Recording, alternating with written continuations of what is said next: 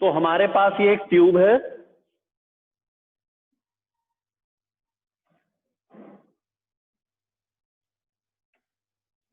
यहां पे cross section area A1।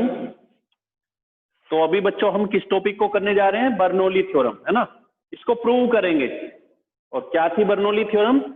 P plus half rho V square plus rho GH equal to constant, ये वाली। अब ये किस तरह से होगा देखें जरा।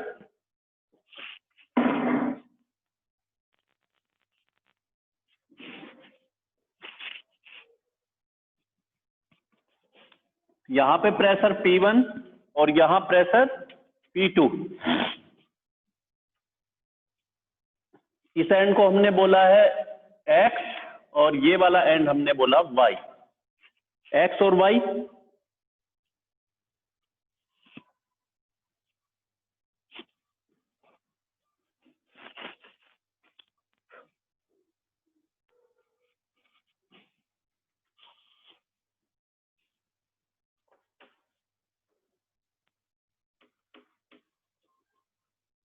ये इस तरह से।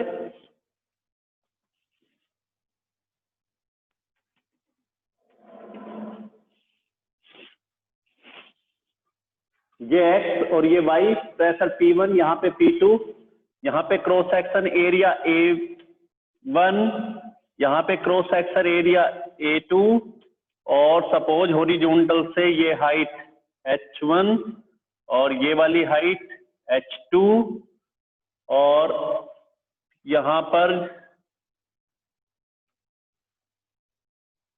ये P1, यहाँ P2, ये वेलोसिटी V2 और यहाँ वेलोसिटी कितना है? V1। T टाइम के लिए हमें डिस्कस करना है। तो इक्वेशन ऑफ कंटिन्यूटी से हम कर चुके हैं A1 V1 equal to A2 V2। फिर से देखें, देखो जितना मास इस एंड पर X एंड पर एंटर करता है of the liquid, same amount of liquid of mass M emit from the end Y। तो क्या होगा?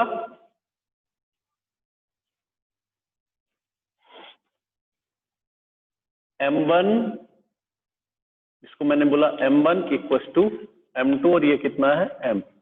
तो कितना आएगा? इससे हमारी जो वैल्यू निकल के आई, इक्वेशन ऑफ कंटिन्यूटी में हम ऑलरेडी कर चुके हैं, A1 V1 equal to A2 V2, और ये आ जाएगा।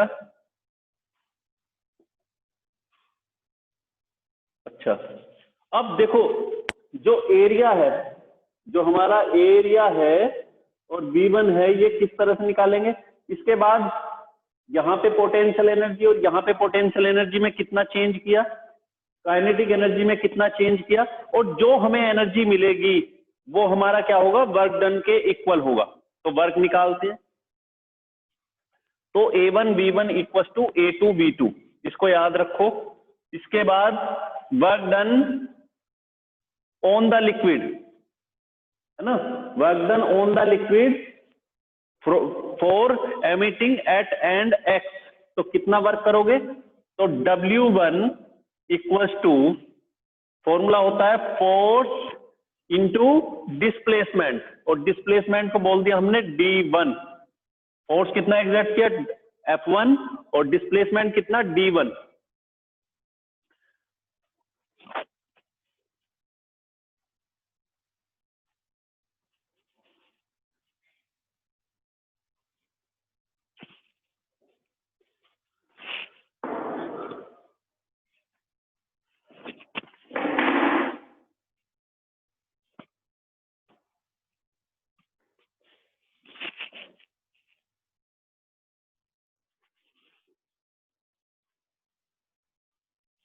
तो A1 V1 equal to A2 V2।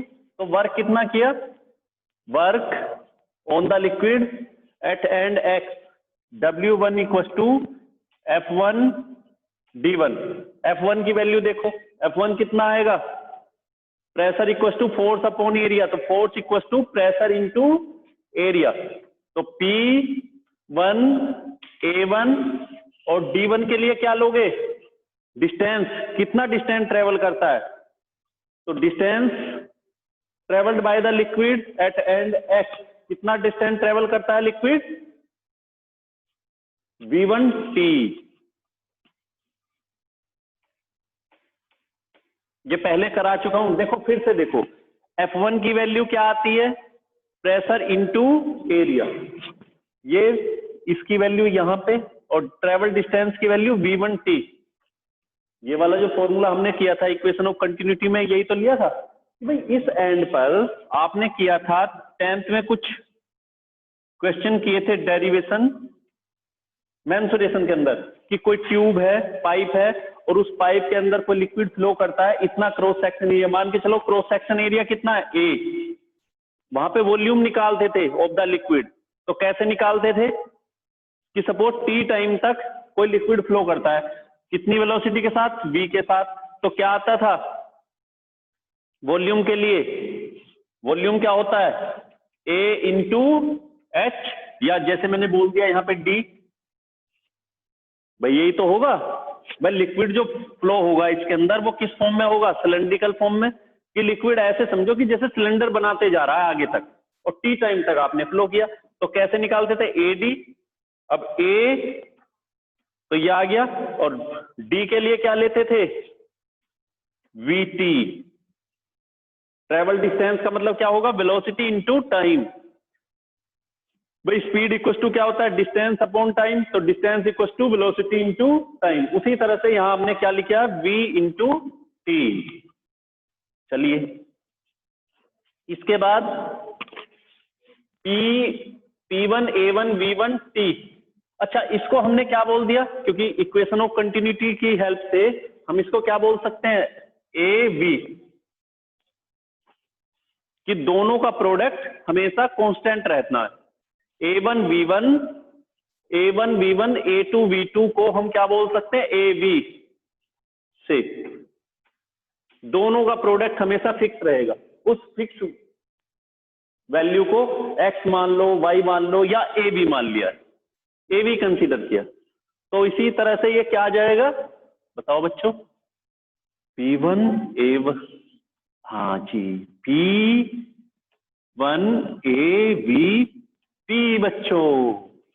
Similarly W2 equal to,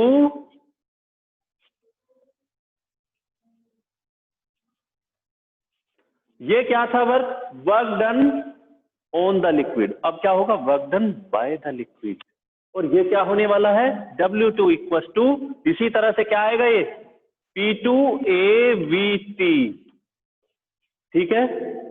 अब आप देखो, आपने जितना वर्क किया उसके बाद लिक्विड बाहर निकल रहा है, इसका मतलब क्या हुआ? वर्क हमने ज्यादा किया। क्यों? अगर ये जितना वर्क किया यहीं पे उतना ही होता, और वाटर हमारा क्या होता? लिक्विड क्या हो जाता? रेस्ट में आ जाता। तो समझो उतना ही वर्क था, इक्वल था, लेकिन वर्क तो कुछ एक्स्ट्रा है। क्यों है एक्स्ट्रा? जितना हमने किया था उतना अभी हमें नहीं मिलता, उतना लिक्विड ने नहीं किया। इसका मतलब क्या हुआ? उसके पास अभी कुछ एनर्जी बची है, इसका मतलब डिफरेंस आएगा। तो work done on the liquid, net work done on the liquid कितना हुआ? फिर से समझो, मान के चलो हमने 10 जूल वर्क किया, लिक्विड ने यहां से निकलने में 7 जूल वर्क किया, तो 3 जूल कहां है? उसके पास अभी बचा है, और वो किस वे में है? उसके पास एनर्जी की फॉर्म में। किस किस फॉर्म में है? काइनेटिक और प्रेशर एनर्जी। ठीक, इस तरह से। तो नेट वर्क डन कितना हुआ on the liquid? Net work done on the liquid, on the liquid कितना किया बच्चों? Delta W equals to W1 minus W2, और दोनों का difference P1 minus P2 AVT। Clear है?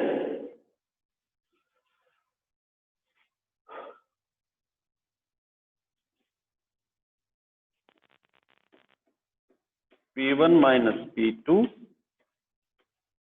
AVT।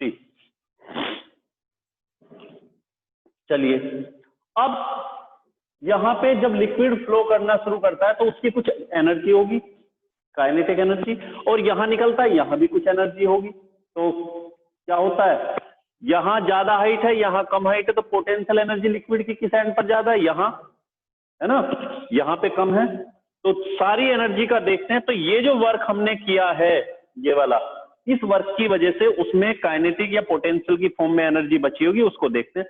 तो यहां ज्यादा यहां कम, इसका मतलब पोटेंशियल एनर्जी में तो रिड्यूस हुआ है, लेकिन काइनेटिक यहां स्टार्टिंग से चला, यहां मोशन ज्यादा मिलेगी, वेलोसिटी ज्यादा रहेगी, इसका मतलब काइनेटिक एनर्जी यहां ज्यादा होगी। तो काइनेटिक एनर्जी इंक्रीज हुई है, पोटेंशियल डिक्रीज हुई है, लेकिन वाटर का फ्लोटेशन अभी भी चल रहा है। इसका मतलब क्या हुआ कि जितना काइनेटिक इंक्रीज किया उतना पोटेंशियल ने डिक्रीज नहीं किया।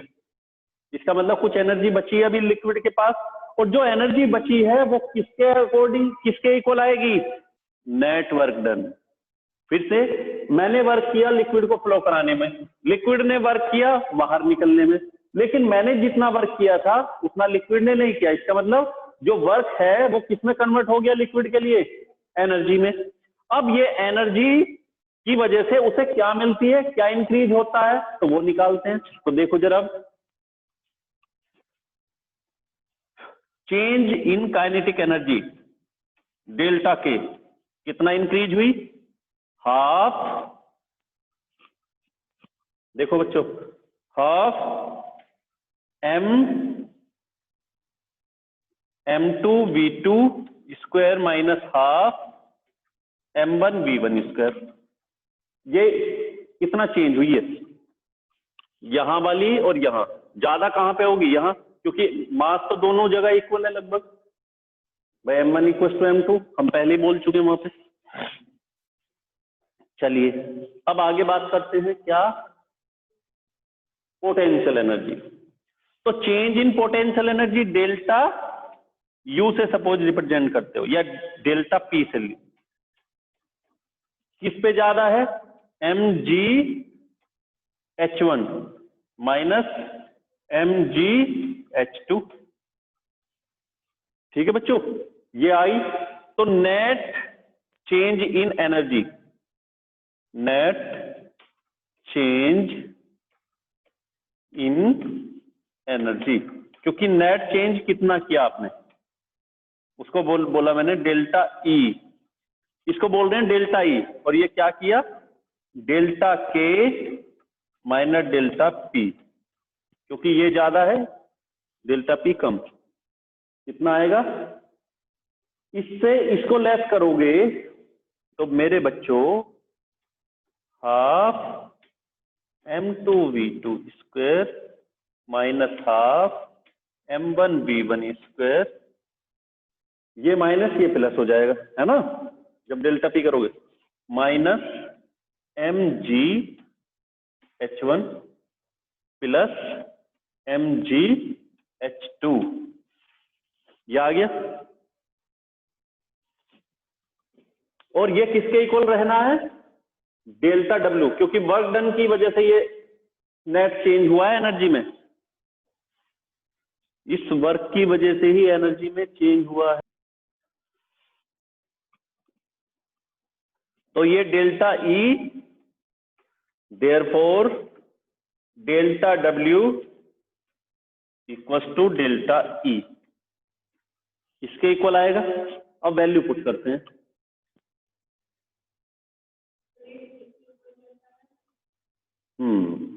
इसके इक्वल कैसे आया, ये देखो, हमने वर्क किया इस एंड पर, और क्या वर्क किया, लिक्विड को एंटर कराया। जब एंटर कराया तो उसकी यहाँ पे हाइट ज्यादा यहाँ कम, तो उसमें पोटेंशियल एनर्जी भी है। भाई जब हमने एंटर कराया, इस नली के अंदर रख दिया मोटर को, ऐसे समझो मोटर को यहाँ रख दिया, तो कुछ तो पोटेंशियल एनर्जी, और दूसरा जब इसके अंदर एंटर कराया तो उसमें काइनेटिक भी मिली है। हमने जो वर्क किया वो किस किस फॉर्म में जाके कंजर्व हो गया, उसमें काइनेटिक में और पोटेंशियल में। अब दूसरे एंड से जब वो निकलता है लिक्विड, वहां थोड़ी ना हम ट्यूब के अंदर वर्क कर रहे हैं, वहां तो लिक्विड क्या कर रहा है, खुद से वर्क कर रहा है। भाई आपने लिक्विड को पंप चलाते हो तो पंप वहां पे वर्क करता है, आगे पूरी ट्यूब में तो फ्लो कौन होता है? लिक्विड।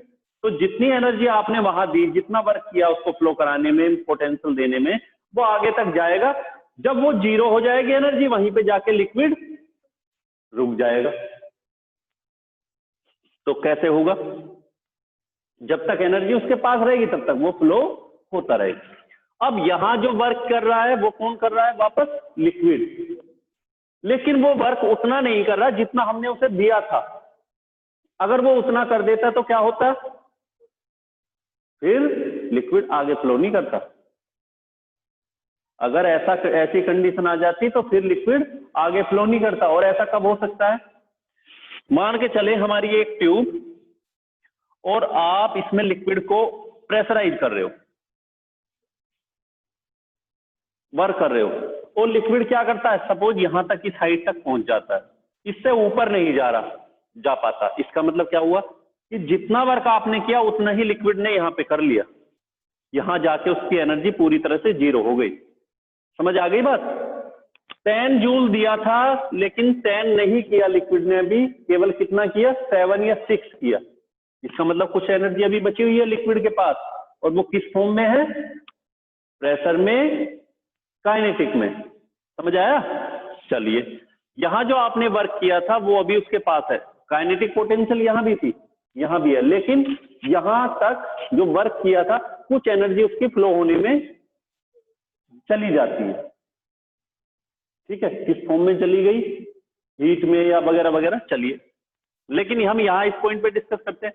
अब यहाँ हाइट ज्यादा है तो पोटेंशियल ज्यादा, यहाँ कम तो potential come.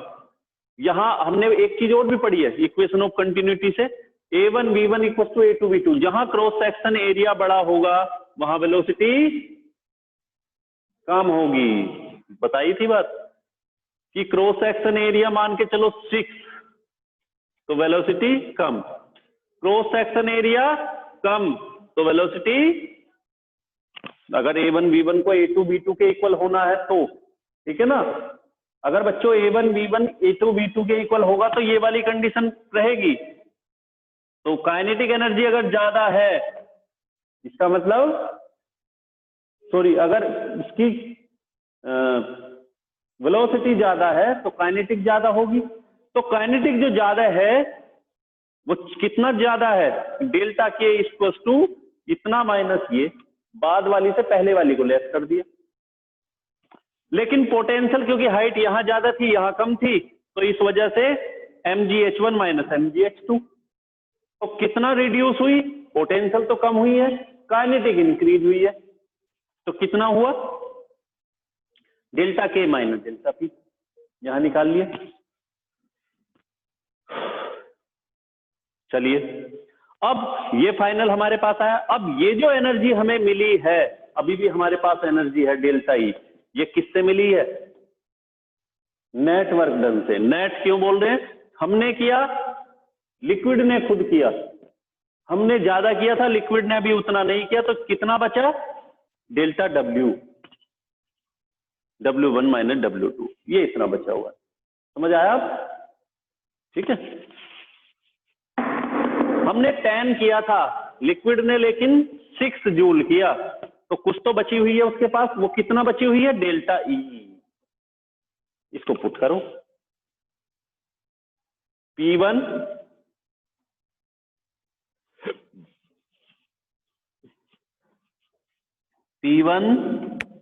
Minus P2 bracket close AVT equals to half mass velocity multiply करोगे तो क्या आने वाला है?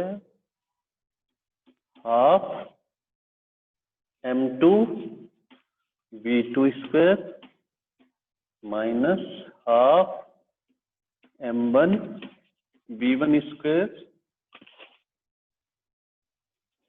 Minus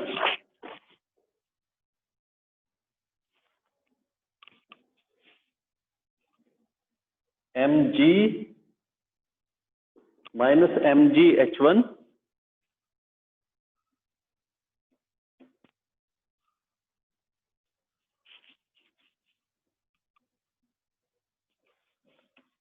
MgH1 plus MgH2। ठीक है, इस तरह से।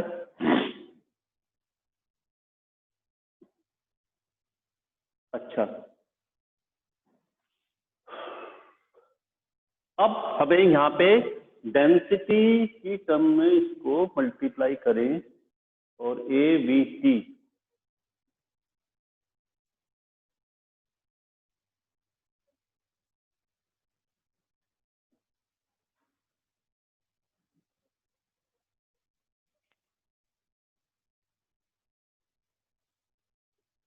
देखो जरा, हमारा एक फॉर्मूला है density equals to mass upon volume. ठीक है, तो इसको टर्म को हम कन्वर्ट करते हैं। अच्छा, यहाँ पे क्रॉस सेक्शन एरिया। तो देखो बच्चों, डेंसिटी इक्वल्स टू क्या होता है, मास अपॉन वॉल्यूम। तो वॉल्यूम इक्वल्स टू क्या हो सकता है, volume equals to mass upon density. Volume equals to mass upon density, और वॉल्यूम है क्या यहाँ पे, AB। वॉल्यूम क्या है, AB equals to mass upon density. Volume equals to mass upon density, समझ आ रहा है। अब ये जो मैंने बोला था कि M1 equals to M2 equals to M, तो पूरी इक्वेशन में जहां भी हमारी M वाली टर्म है, तो यहां तो मैंने लिख दिया था, जहां भी हमारी टर्म है M1 M2, हम सबको क्या कर सकते हैं, M लिख सकते हैं इक्वेशन, क्योंकि ऑफ कंटिन्यूटी में क्या था, M1 को M2 के इक्वल ले सकते हैं। तो यहां हमारा क्या था, M1, ये M2, तो हर जगह M आ जाएगा। देखो M2 M, M1 M, ये सारा आ जाएगा, और इधर AB और TB।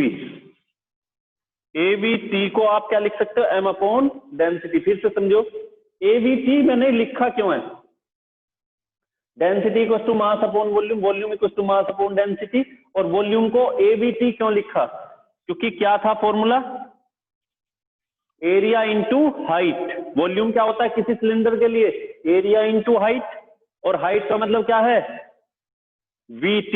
VT का मतलब डिस्टेंस। ठीक है ना, इस तरह से। तो सारी वैल्यू पुट करोगे तो P1 माइनस P2 ABT की जगह M upon rho equals to half M V2 square half M V1 square minus M G H1, sorry हाँ ठीक है, प्लस M G H2। अब देखो M तो सब जगह से हो जाएगा कैंसिल, ये पूरी इक्वेशन का M कैंसिल, और ये रो जो है वहां पे मल्टीप्लाई हो जाएगी, तो क्या होगा, P1 minus P2 equals to half. इसमें भी ऐसा करते हैं बच्चों, 1 वाली टर्म एक साथ और 2 वाली टर्म एक साथ। तो इधर P1, ये 1 और ये 1, इन सबको ले आएंगे लेफ्ट साइड। लेकिन उससे पहले क्या होगा, रो से मल्टीप्लाई करके पूरा 1 वाली टर्म को इधर लेके आएंगे और रो से कर देंगे मल्टीप्लाई। यहां का रो कैंसिल हो जाएगा, इसमें रो से मल्टीप्लाई, इसमें रो से, इसमें रो, इसमें रो, और 1 वाली टर्म इधर और 2 वाली टर्म उधर। तो बनेगा ये इस तरह से, P1 plus half rho V1 square plus rho G H1 equals to P2 plus half rho V2 square plus rho G H2। इस तरह से ही हमारी आती है। अब देखो P1 एक्स एंड पर, इस एंड पर pressure, kinetic energy of unit volume per unit volume, potential energy of per unit volume, सबका सम किसके इक्वल आता है, sum of the pressure energy, potential energy और kinetic energy at the end y।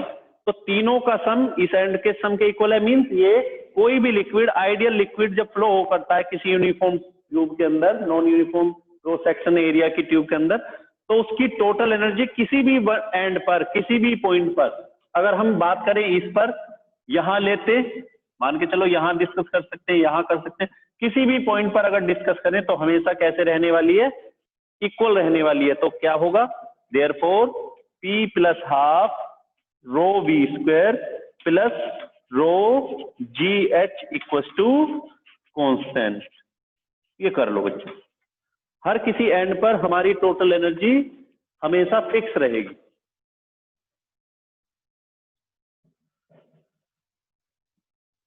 ठीक है, फिर से समझो, हमें यहां से लिक्विड को फ्लो कराना है, तो हमने कितना वर्क किया, W1 10 जूल। यहां पे लिक्विड खुद निकलता है, सपोज उसने अब कितना वर्क किया उसके लिए 6 जूल, 4 जूल का डिफरेंस बचा। ये जो 4 जूल बचे हैं, इसका मतलब वो किसने रख लिया, लिक्विड में। हमने अगर लिक्विड को दिया था 10 फ्लो कराने के लिए, लेकिन उसने यहां पर निकलने में किया केवल 6 जूल वर्क, तो 4 तो बच गए। अब वो 4 कहां गए उसके पास, वो डिस्कस करते हैं। तो पहले हमने W1 किया, W2 लिक्विड ने किया, कितना नेट वर्क हुआ, P1 माइनस P2 ABC। अब एक्स एंड पर काइनेटिक एनर्जी कितना है, half M1 V1 square, Y and पर कितना, इतना, तो वाई पर उसकी एनर्जी बढ़ जाती है, काइनेटिक बढ़ जाती है।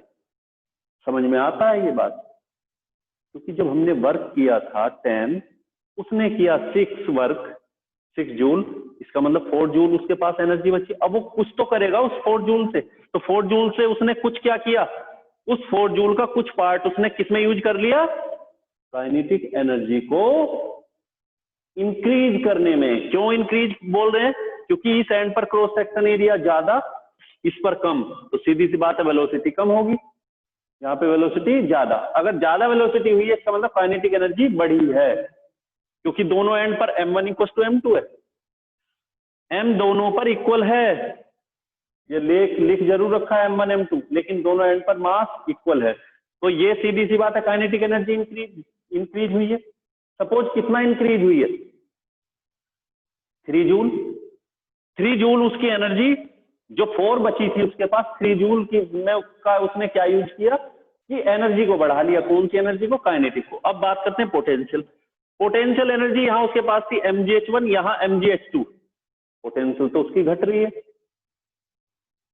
तो इसका मतलब ये जो उसको कमी हुई है वो उसने कहां से यूज कर लिया, वो जो 4 जूल बचा था ना उसके पास, यहां 10 था, यहां 6 किया, 4 जूल जो उसके पास बचा था, उस 4 जूल का 3 जूल तो उसने काइनेटिक के लिए यूज की, और 1 जूल किसके लिए यूज की, पोटेंशियल के, क्योंकि पोटेंशियल में उसे लॉस हो गया, पोटेंशियल में उसे लॉस हुआ है, काइनेटिक में उसे प्रॉफिट हुआ है। ओवरऑल मिलाया जाए तो कितना हुआ, 4, और वो 4 कहां से मिली उसको, अब उसके पास थोड़ी थी, कहां से मिली, हमने जो दी थी 10 जूल, क्योंकि उसने तो 6 जूल दी हमें यहां पे। तो इस तरह से जो डेल्टा ई मिला हमें फाइनल, डेल्टा के माइनस डेल्टा पी, वो किसके इक्वल है, डेल्टा डब्ल्यू के। वैल्यू सब पुट की और इस तरह हमें ये इक्वेशन मिल जाती है। समझ आ गया, मोस्ट इंपोर्टेंट टॉपिक है एग्जाम के लिए, समझना है आपको, नोट कर लो।